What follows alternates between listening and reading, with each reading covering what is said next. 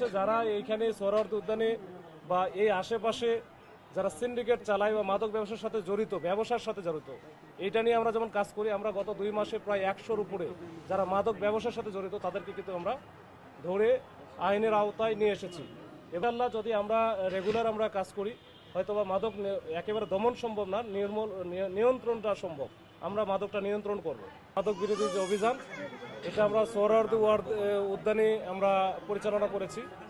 এই সোহরাওয়ার্দী উদ্যানে আজকে আমাদের একটু ডাইমেনশন ছিল একটু ভিন্ন রকমের। আমাদের এখানে যেমন ঢাকা বিশ্ববিদ্যালয়ের প্রক্টোরিয়াল টিম ছিল, আমাদের এই মাদক নিয়ে যারা স্পেশালাইজড একটা ইউনিট, মাদকদ্রব্য নিয়ন্ত্রণ অধিদপ্তর, সেটা ছিল, এবং আমাদের ডিএমপির ডগ স্কোয়াড ছিল। তো যেগুলো প্রশিক্ষিত ডগ, যারা মাদক নিয়েই যাদের প্রশিক্ষণ দেয় এবং মাদক নিয়েই কাজ করে। তো এই তিনটে এবং আমাদের থানা পুলিশ, এই 4টার সমন্বয়ে আমাদের আজকে একটা অভিযান হলো। এই অভিযানে আমরা, এটা মূলত নিয়মিত অভিযান, এই অভিযানের একটা অংশ বিশেষ এটা ছিল। তো আমরা আজকে সোহরাওয়ার্দী উদ্যানে আমরা থরলি আমরা অভিযান পরিচালনা করেছি। আমাদের টার্গেট আসলে কয়েকটা স্তরে।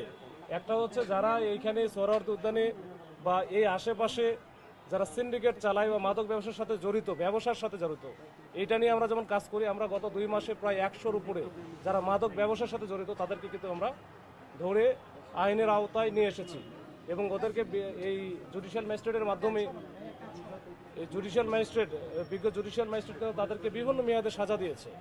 তারপরেও কিন্তু ওই যে আমরা বলি একের পর এক কিন্তু এই ব্যবসায়ীরা আসতেছে। এখানে ক্যারিয়ার আছে, বিভিন্ন রকমের মাদকের ক্যারিয়ার, যারা বিশেষ করে এই উঠতি বয়সের, এখানে নারী, মধ্যবয়সের নারী এবং বয়স্ক নারী, সবাই কিন্তু এখানে সবাইকে কাজে লাগানো হয়। তো তাদেরকে ধরতে গেলেও আসলে বিভিন্ন রকমের সমস্যা হয়। যেমন তারা হচ্ছে এটা খুব ডেসপারেট থাকে। আমরা যখন যাই তখন তারা বিভিন্ন ধরনের সিন ক্রিয়েট করে। তো অনেক সময় কাপড় টাপড় খুলে ফেলতে চায়, তারপরে চাকু নিয়ে নিজের বাচ্চার গলায় ধরে, এরকম বিভিন্ন রকমের সীমাবদ্ধতা আছে। তারপরে আমরা কাজ করি। আমরা আজকে এই অভিযানে মোটামুটি আমরা সবাইকে আসলে আমাদের টার্গেট ছিল না, একটা তো আমরা ব্যবসায়ী ধরি, ব্যবসায়ীতে আমরা কাজ চলতেছে এটা।